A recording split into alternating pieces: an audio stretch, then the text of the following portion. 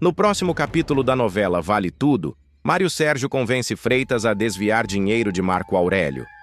O executivo astuto percebe a fragilidade do assistente e, com frases persuasivas, planta a ideia de que esse seria o único caminho para se libertar da sombra de Marco Aurélio. Freitas, inicialmente receoso, acaba se deixando levar pela promessa de independência e pelo desejo de impressionar Eugênio, seu novo interesse amoroso. Entre encontros discretos e confidências noturnas, ele começa a acreditar que o golpe não apenas é possível, mas inevitável. Enquanto isso, Aldeide alerta Lucimar para o custo barato cobrado pela agência concorrente de Ivan. Desconfiada, a secretária ressalta que valores tão baixos escondem riscos graves, mas Lucimar, pressionada pela necessidade de economizar, hesita em aceitar o aviso. Vasco, empolgado com a possibilidade de ampliar a clientela, reforça a aposta na parceria, sem imaginar que ambos estão prestes a cair em uma armadilha calculada. Antes de continuar, clique no botão de gostei, se inscreva no canal e comente de qual cidade você assiste a novela. Marco Aurélio comenta com Mário Sérgio que Odete o convocou para tratar da expansão da TCA na Ásia. O magnata exibe orgulho e cautela, consciente de que qualquer passo em falso poderá custar caro. Mário Sérgio, por sua vez, observa em silêncio, já arquitetando maneiras de usar a informação a seu favor. Ele entende que a movimentação internacional da TCA poderá abrir novas brechas para seus jogos de manipulação. No campo pessoal, Mário Sérgio encontra uma foto de Ana Clara com Maria de Fátima nas redes sociais. Intrigado com a amizade improvável, ele decide investigar mais a fundo. Ao acessar o perfil da jovem, descobre postagens sugestivas e marca um encontro com ela, disposto a arrancar segredos que possam enfraquecer tanto Odete quanto Fátima. Enquanto isso, Lucimar e Vasco levam um golpe da agência concorrente. O contrato assinado se revela uma farsa e o dinheiro investido desaparece. O casal fica atônito, sem saber como explicar o prejuízo a Ivan, que certamente não perdoará a ingenuidade. Por fim, Odete pergunta a Marco Aurélio se o ombro do executivo melhorou. O gesto, aparentemente afetuoso, vem carregado de veneno, uma maneira sutil de lembrar quem detém o controle. Marco Aurélio percebe a ironia, mas sorri amarelo, ciente de que qualquer confronto direto com a bilionária pode significar sua ruína. O ar na casa de Heleninha fica pesado como chumbo. A revelação sobre Leonardo, que jamais morreu, que a verdade foi coberta por uma teia de mentiras e interesses, cai sobre a artista como um vendaval. O chão some. O ateliê, antes refúgio de cores e telas, transforma-se numa prisão de silêncios. Heleninha, que até então carregava a culpa como se fosse sua sombra natural, abre a gaveta e busca uma folha em branco. A mão treme, a tinta escorre e em cada palavra há pedaços do desmoronamento. Na cena que antecede o caos, Ana Clara luta pela vida no casebre. Sangue, respiração ofegante, a voz fraca pedindo socorro.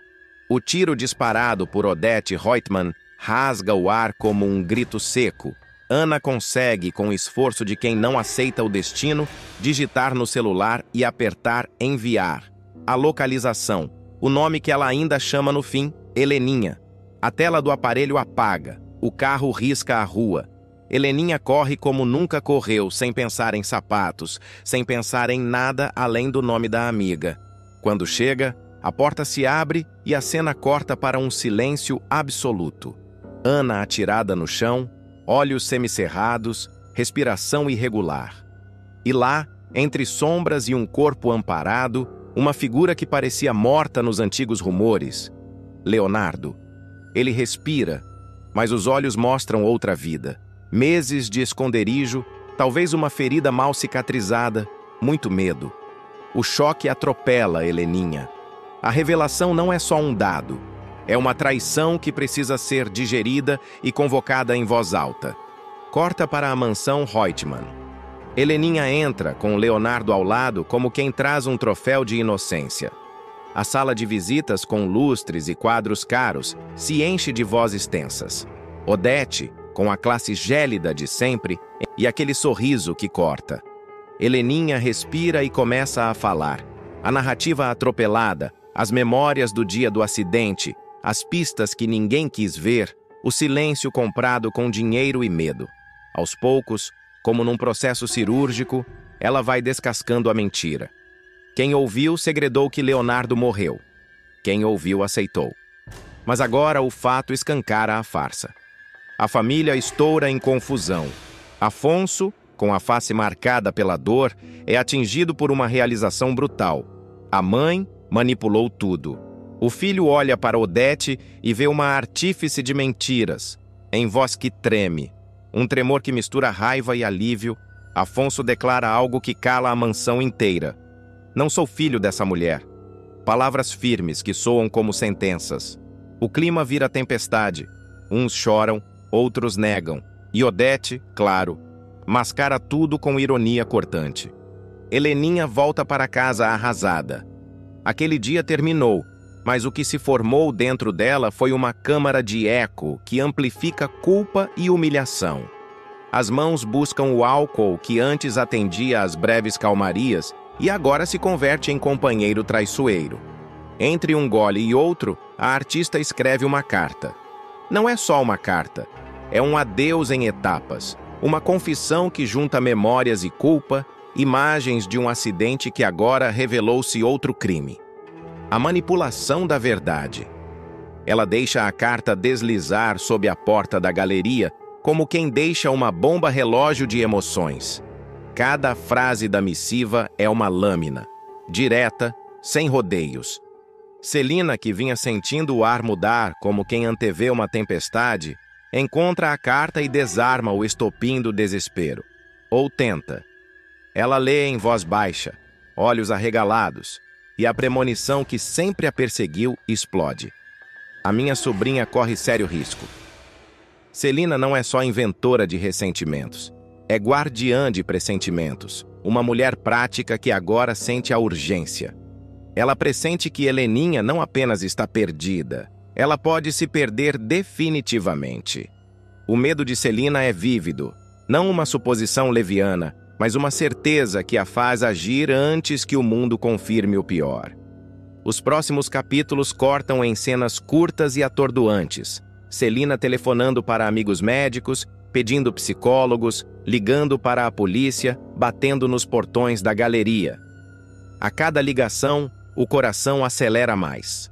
O ritmo editorial da trama alterna entre o pânico e a estratégia. Celina tenta montar um cerco protetor. Ela lembra de episódios passados, de sinais que Heleninha deu e que foram ignorados, de olhares perdidos frente ao espelho. Agora não haverá silêncio cúmplice. Enquanto isso, Odete sente o chão sumir sob os saltos de seus sapatos caros. A máscara começa a lascar. Em privado, ela liga para aliados e só ouve ecos. A verdade está na rua. O receio é maior que o orgulho. Se a farsa vem à tona, o império de segredos e manipulações que ela construiu pode desabar. Odete reage com a perversidade calma de sempre. Acena para a imprensa, chama advogados, tenta varrer sob o tapete. Mas a cidade já tem novo rumor. Leonardo vivo. E a imprensa, claro, fareja sangue. Na sequência, a narrativa volta a Heleninha. Flashes de memória do dia do acidente, o barulho, a freada, o grito que ficou preso, a sensação de mãos que empurravam, a cena cortada por vozes adultas que decidiram mentir. Heleninha toca na imagem de Leonardo em sua mente e a dúvida que a corrói desfaz-se em raiva. Por que me fizeram acreditar no meu próprio crime?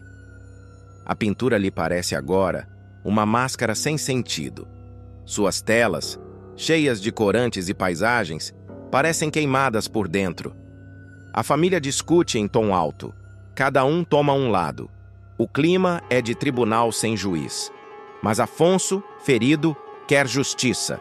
E não a justiça burocrática dos tribunais, quer a justiça moral. expulsar Odete da narrativa. Ele corta relações, tranca portas e proíbe que segredos antigos sejam enterrados novamente. O grito de Afonso repercute como um golpe certeiro. Nada será como antes. Ana Clara é internada. Seu estado inspira compaixão e ódio. Compaixão por quem quase perdeu a vida, ódio por quem a colocou nela. No corredor do hospital, Heleninha e Celina conversam em sussurros, mão na mão, olhos inchados. Celina tenta ser firme, mas a máscara dela também cai. A sobrinha é frágil demais, e a carta encontrada é apenas a pontinha de um iceberg. A carta, entretanto, vira elemento narrativo por si. Trechos são lidos em off, como se o leitor ou o telespectador escutasse a própria alma da protagonista. Se eu não aguentar, começa uma frase. Se o mundo for pequeno demais para a minha culpa, termina outra. São palavras que doem e que acendem o alarme para quem ainda pode intervir. Celina, cada vez mais desesperada, toma atitudes extremas. Invade o ateliê, rasga telas antigas que lembram o acidente, destrói provas que poderiam envergonhar Heleninha ainda mais, ou tenta. Ela chama a polícia para patrulhar a área e pede que um amigo de confiança vigie a sobrinha. Mas Heleninha, presa num nó entre orgulho e vergonha, retira-se para o fundo da casa. A carta fica como um bilhete míssil prestes a explodir. E há cenas de choque moral. Afonso enfrentando Odete em público, amigos que antes bajulavam a bilionária agora sussurrando seu desprezo. A cidade murmura. A sensação é de que o pior não é apenas a desmascaramento de Odete, é o desgaste final da confiança que segurava Heleninha.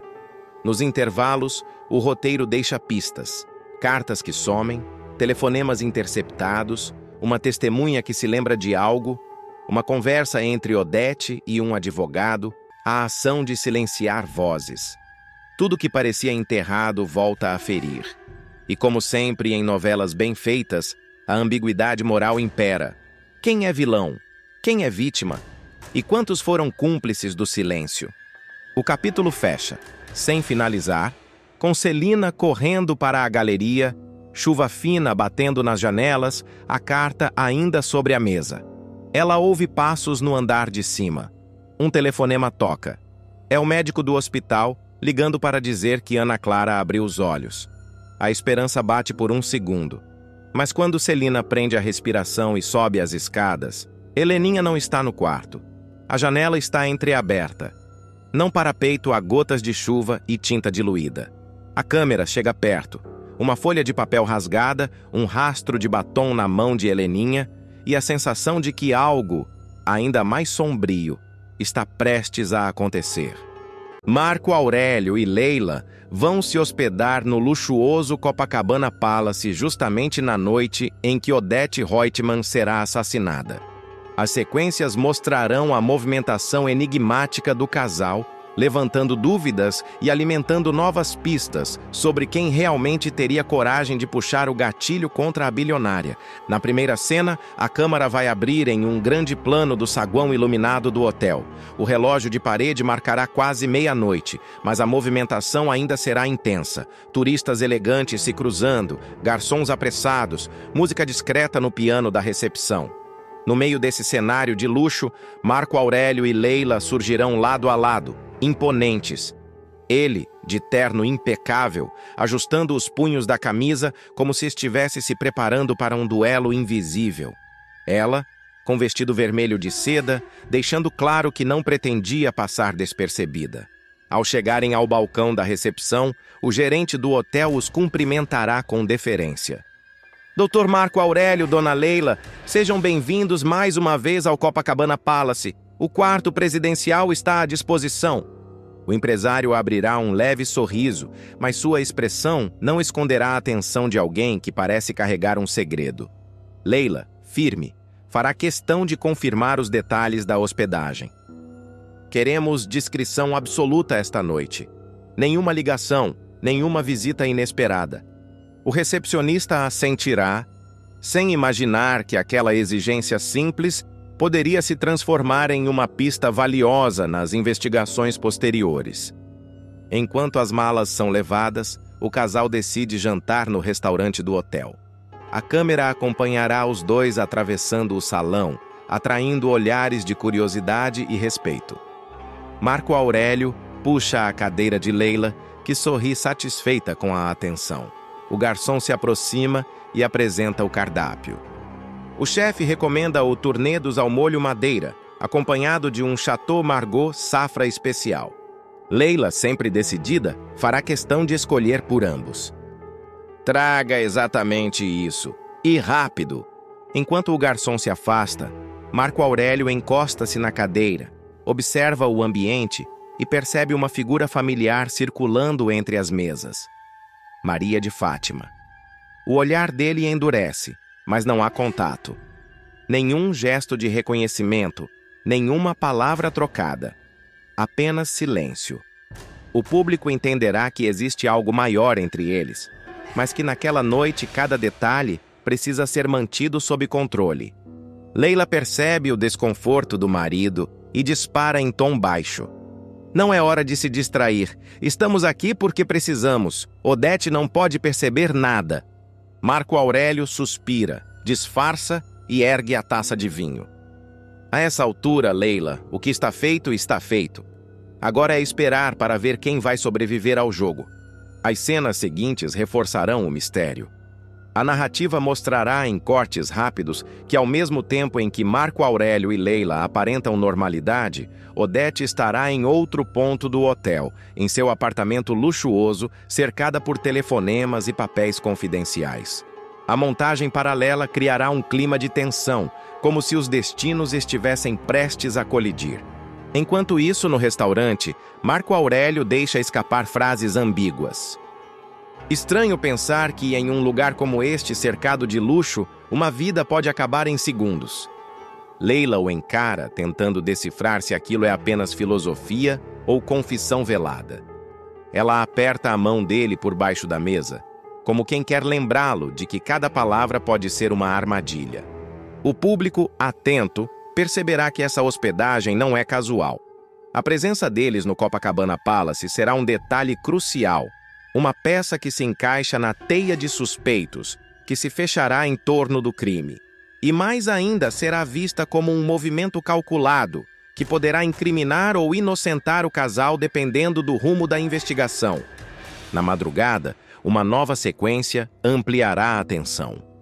Marco Aurélio será visto saindo discretamente do quarto, ajeitando a gravata e evitando os olhares dos funcionários. A câmera acompanhará seus passos até o corredor, onde ele parará diante de um espelho. O reflexo mostrará um homem dividido entre o medo e a ambição. Ele passará a mão pelo rosto e murmurará: "Chegou a hora. Não tem mais volta." Pouco depois, Leila será vista sozinha no quarto, sentada à beira da cama, com as mãos trêmulas segurando uma taça de champanhe. Seus olhos fixos na porta, como se esperasse que a qualquer momento algo terrível fosse acontecer. O telefone toca. Ela atende com voz baixa. "Alô? Sim, está feito." A cena terminará com um corte seco, sem revelar quem estava do outro lado da linha. Na mesma noite, a câmera vai revelar um detalhe que até então passou despercebido. Marco Aurélio pedirá discretamente para que o garçom envie uma garrafa de champanhe para a suíte de Odete Reutemann. O público estranhará a atitude, já que em nenhum momento os dois personagens demonstraram proximidade visível. O garçom, inocente, anotará o pedido e seguirá para cumprir a ordem.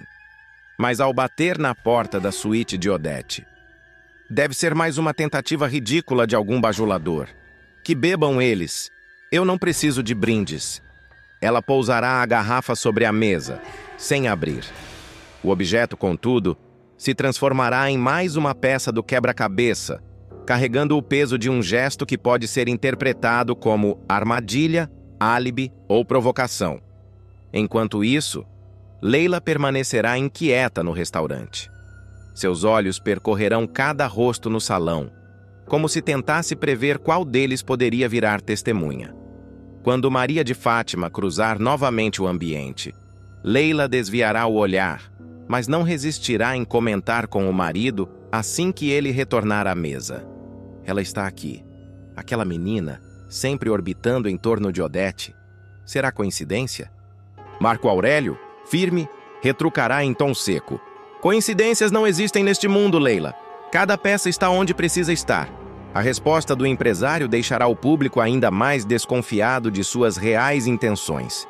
Seria ela o cérebro por trás da execução? Ou apenas mais um jogador tentando se proteger no tabuleiro de intrigas? Mais tarde, no corredor que leva às suítes, o silêncio vai ser cortado por passos apressados. Marco Aurélio aparecerá andando em direção ao quarto, mas ao notar a presença de uma camareira, fingirá procurar gelo e mudará a rota. Esse detalhe pequeno servirá para incriminá-lo nos depoimentos posteriores. O funcionário dirá ter visto o empresário rondando os andares próximos à suíte de Odete. Leila, por sua vez, será vista mais tarde ligando do telefone do quarto para um número desconhecido. Está tudo dentro do esperado. Agora só precisamos de tempo. A frase cairá como uma bomba, pois não deixará claro se ela se refere a negócios ilícitos, a uma conspiração contra Odete ou apenas a uma jogada para garantir o futuro da família. Nos capítulos seguintes, após o disparo que calará a voz da bilionária, a hospedagem de Marco Aurélio e Leila será alvo de investigações intensas. A polícia solicitará imagens das câmeras do hotel, registros de telefonemas e até notas fiscais do restaurante. E cada detalhe parecerá incriminar ainda mais o casal. Um investigador comentará: curioso, não? Eles chegam no mesmo dia do crime, exigem discrição absoluta, evitam contato com testemunhas e ainda rondam os corredores. Isso não é turismo, isso é estratégia. Mas a novela, em sua engrenagem clássica, jogará a suspeita de um lado para outro. Ao mesmo tempo em que Marco Aurélio e Leila se tornam peças centrais, outras cenas mostrarão César, Maria de Fátima, Heleninha. Assim, a novela vai consolidar o Copacabana Palace como palco da noite mais sombria da trama. Enquanto Odete enfrenta seu destino fatal em um canto do hotel, Marco Aurélio e Leila constroem, sem perceber, um álibi frágil que poderá ruir a qualquer momento. E diante de tantas pistas espalhadas, ficará no ar a pergunta: o casal estava apenas no lugar errado, na hora errada, ou bem no centro de um plano meticulosamente arquitetado para selar o fim da bilionária mais temida do país? Maria de Fátima atravessará uma derrocada impressionante nas últimas semanas da novela. A ambiciosa, que sempre sonhou com luxo, fama e poder, verá sua vida virar um pesadelo de humilhações, fugas desesperadas e escolhas equivocadas que a levarão ao fundo do poço. A personagem, que um dia desfilou por mansões e se gabou de conviver com a alta sociedade, terminará encurralada entre a miséria e a maternidade, sendo obrigada a encarar a realidade dura que sempre desprezou. Tudo começará quando a morte de Mário Sérgio e Ana Clara abalar completamente os bastidores da trama. O clima de insegurança deixará Fátima paranoica. A vilã terá certeza de que é a próxima da lista e passará noites sem dormir, trancada, olhando pela janela e desconfiando até da própria sombra. O medo da morte começará a corroer sua mente e a falta de aliados a deixará ainda mais vulnerável. Odete Reutemann, fria e calculista, perceberá essa fragilidade. A bilionária não terá piedade. Decidirá se livrar da incômoda de uma vez por todas. Para isso, planejará um sequestro que se tornará um dos momentos mais sombrios da novela. Fátima será levada a um galpão abandonado nos arredores da cidade. O local, sujo e úmido, terá apenas uma lâmpada pendurada que balançará a cada rajada de vento, criando um clima de terror psicológico. Quem ficará responsável por vigiar a golpista será Celso, capacho de confiança de Odete. Ele, com seu olhar intimidador, não dará sossego. Provocará, ameaçará e deixará claro que, se tentar escapar, não sairá viva dali. Presenciar a decadência da filha de Raquel será cruel para os telespectadores. Orgulhosa, Fátima tentará manter a pose nos primeiros dias, gritando, xingando e prometendo vingança. Mas, com o passar do tempo, sua força se esgotará. Sozinha, sem maquiagem, sem roupas caras e sem a atenção que tanto buscava, a vilã será forçada a encarar a sua própria vulnerabilidade. O destino, no entanto, fará uma reviravolta. A família Reutemann finalmente descobrirá que Leonardo está vivo, e isso mudará completamente a balança de poder. O segredo que Odete guardava com unhas e dentes não será mais vantagem, e Fátima deixará de ser uma ameaça.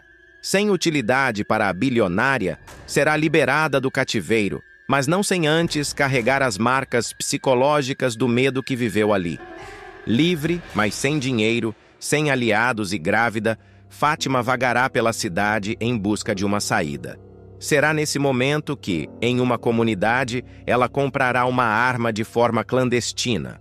A sequência será marcada por tensão. Uma mulher elegante ainda tentando se diferenciar, negociando em vielas estreitas com traficantes desconfiados. O contraste entre a ex-rica e a realidade das ruas deixará evidente o quanto ela está deslocada e desesperada. Determinada a resolver sua vida de qualquer forma, a vilã surgirá no hotel de Odete no dia fatídico do assassinato. A gestante, de olhar perturbado, rondará os corredores como uma assombração. Sua presença chamará a atenção de funcionários e levantará suspeitas sobre seu envolvimento na morte da empresária. Esse detalhe aumentará o suspense da trama, já que muitos acreditarão que Fátima poderia ter puxado o gatilho.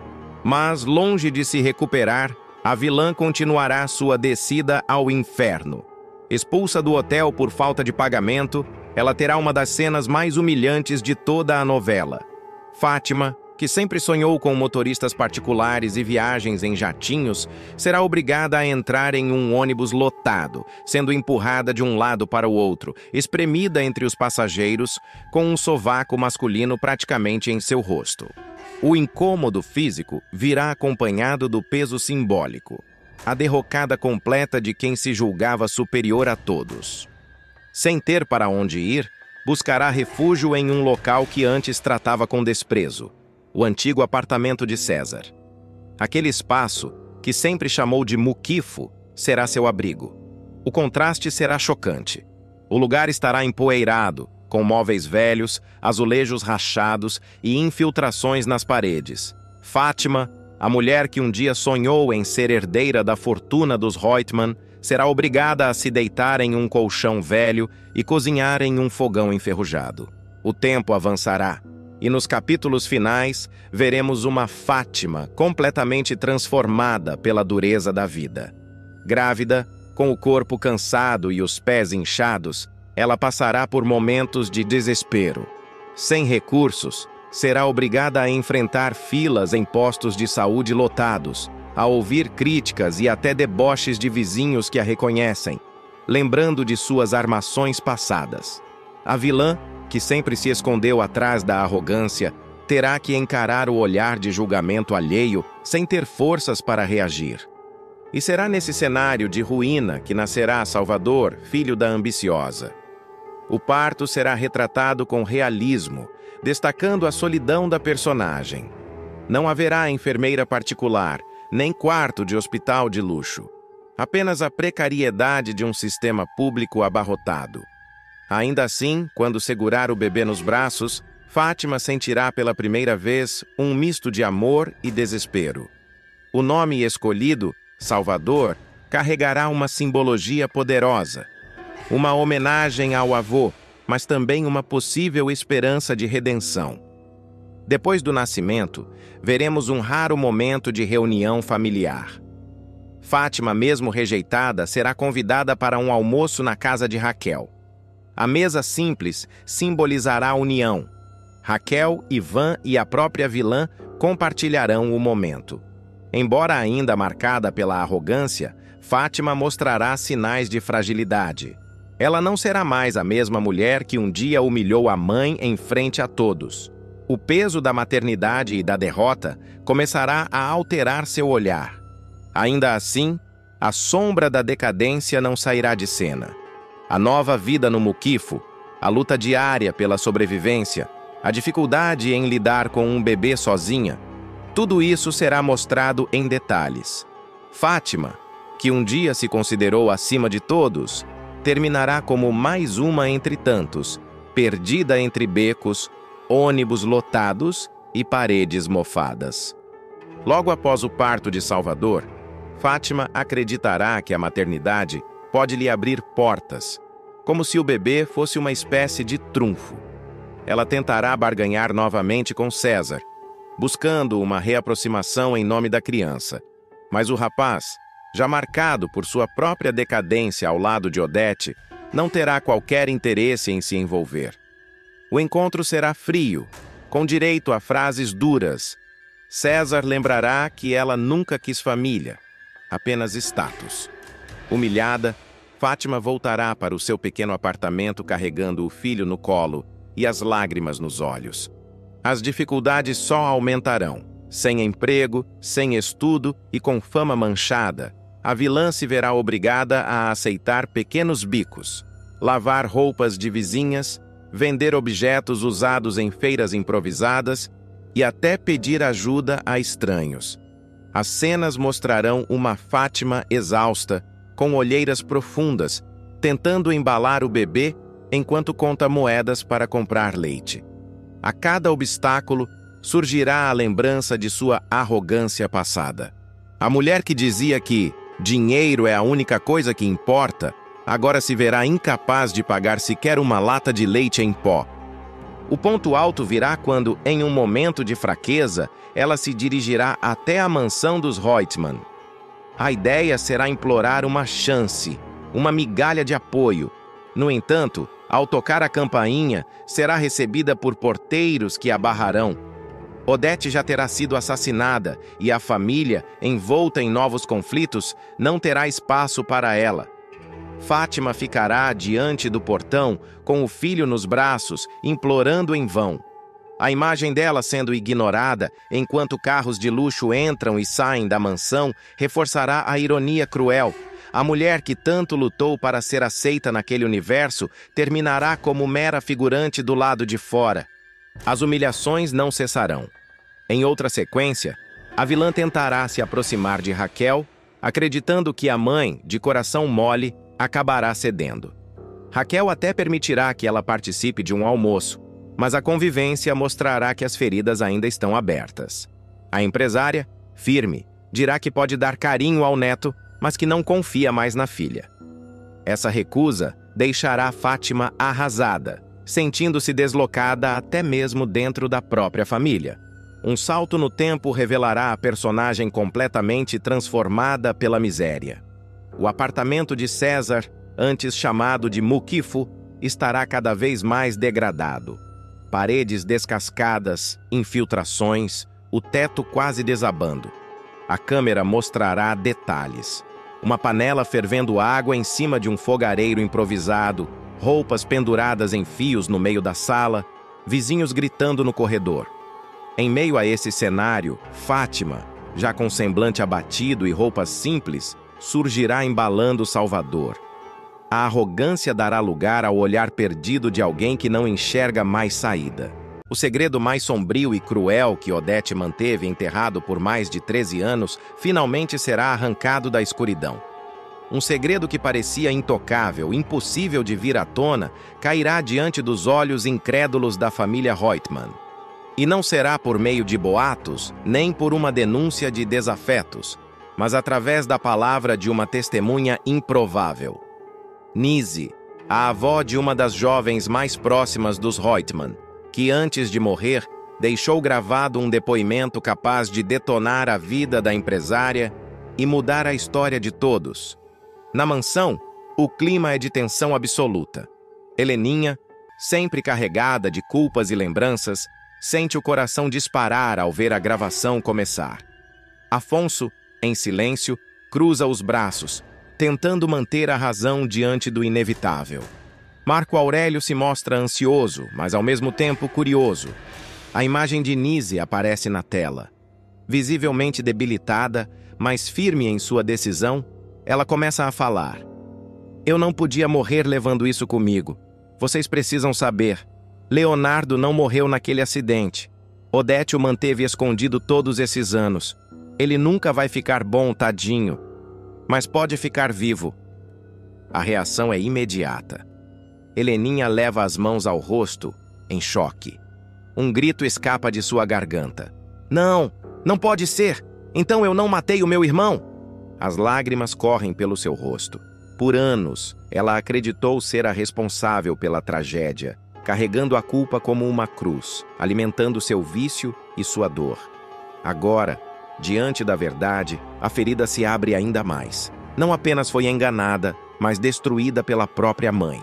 Afonso, atônito, não consegue conter a revolta. 13 anos, mãe. 13 anos de mentira. Você deixou que a gente acreditasse nisso, que a gente sofresse. Como a senhora pôde? Odete, com seu semblante impenetrável, observa em silêncio. Mas a fúria contida em seu olhar denuncia que ela está encurralada.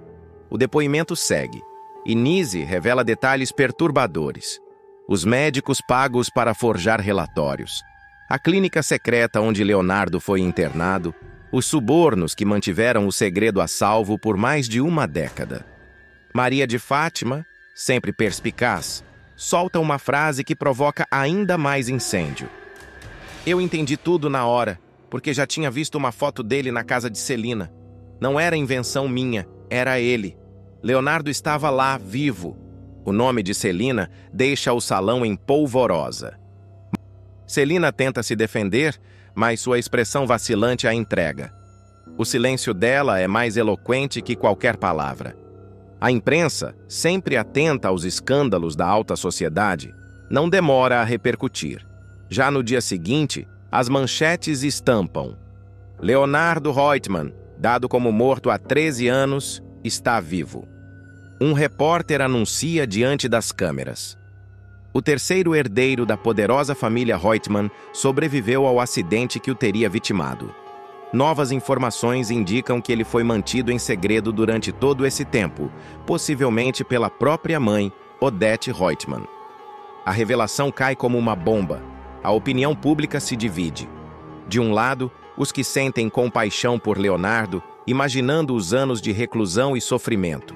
Do outro, os que exigem justiça, acusando Odete de monstruosidade e manipulação. Dentro da mansão, o clima é de guerra. Heleninha, devastada, confronta a mãe em uma explosão de rancor e mágoa. Você me destruiu, Odete. Me fez acreditar que eu matei meu próprio irmão, me jogou na bebida, me fez sentir a pior pessoa do mundo. E ele estava vivo esse tempo todo. Como você pôde ser tão cruel? Odete mantém a frieza que a caracteriza. Foi melhor assim.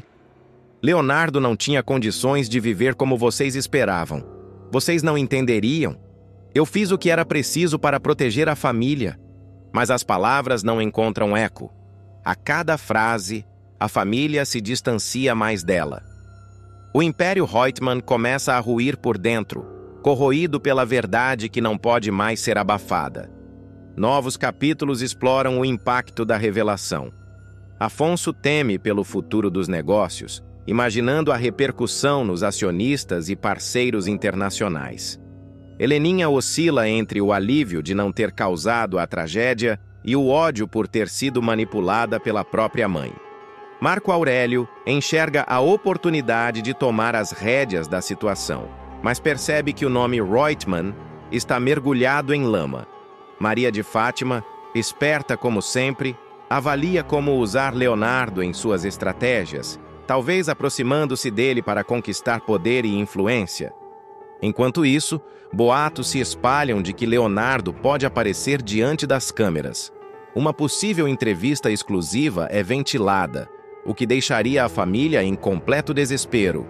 O suspense aumenta a cada capítulo, pois todos sabem que com a verdade exposta, o próximo passo é inevitável: a queda de Odete diante da sociedade. E então, acontece o golpe mais duro. Odete é assassinada. O crime transforma o escândalo em tragédia e provoca uma avalanche na mídia.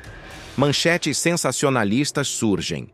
O Império Reutemann em colapso, segredos, herdeiros ocultos e assassinato. Quem matou Odete? Leonardo, o filho oculto, muda a história da família. Na mansão, ninguém tem paz. A cada dia, novas perguntas, novas suspeitas, novos inimigos surgem. E no centro de tudo, Leonardo, o herdeiro que voltou dos mortos, prestes a se tornar peça-chave em uma disputa que já ultrapassou os limites da família para se tornar um espetáculo nacional. Dias depois da revelação, a pressão da imprensa e das investigações se torna insuportável. A cada hora, um repórter acampa em frente à mansão Reutemann. Jornalistas tentam invadir a clínica onde Leonardo estaria internado e boatos correm pelas colunas sociais. O império da família se transforma em alvo de chacota, curiosidade e revolta popular. O grande momento chega quando uma decisão judicial obriga que Leonardo seja apresentado. O juiz determina que, por se tratar de um herdeiro legítimo, ele não pode mais permanecer oculto e sua condição precisa ser oficialmente reconhecida. É nesse instante que o segredo mais guardado de Odete se materializa diante dos olhos da família. A cena é carregada de tensão. Uma van preta estaciona discretamente na entrada da mansão. O portão se abre e 2 enfermeiros descem empurrando uma cadeira de rodas. A cada passo, o suspense aumenta. A família se reúne na sala. E o silêncio é tão profundo que se pode ouvir o ranger das rodas contra o piso de mármore. Heleninha é a primeira a se levantar. Ao ver o irmão, suas pernas tremem. "Leonardo, é você?" murmura sem conseguir controlar as lágrimas. Afonso, rígido, luta contra a emoção, mas os olhos marejados denunciam sua fragilidade. Leonardo surge fragilizado, o olhar distante, perdido em lembranças que não se organizam.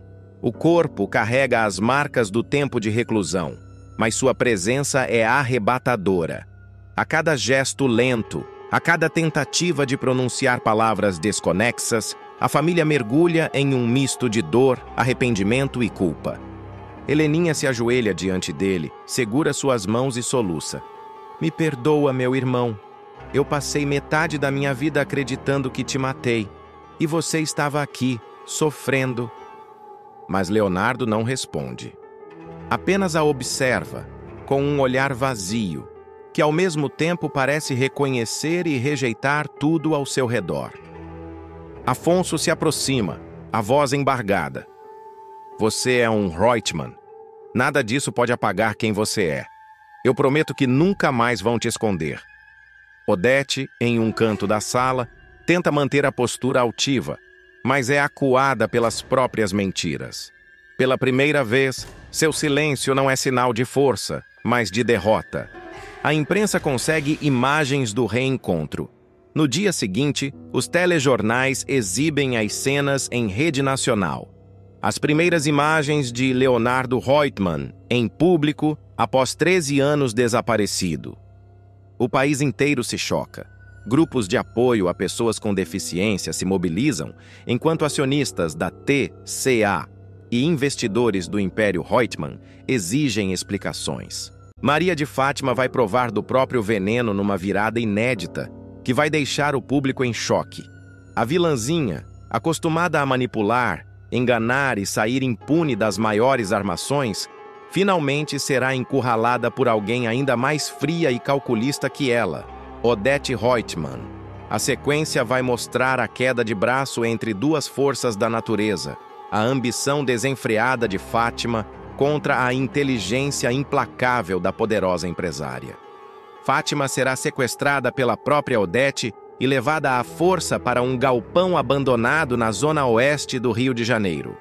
O local, uma fábrica desativada em Guaratiba, cercada por matagal, ferro enferrujado e janelas quebradas, será cenário de uma das sequências mais tensas da reta final.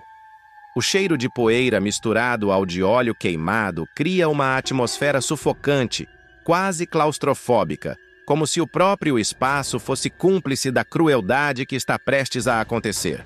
Odete, sempre impecável, surge ao lado de seu capanga, um homem de poucas palavras, mas de olhar intimidador.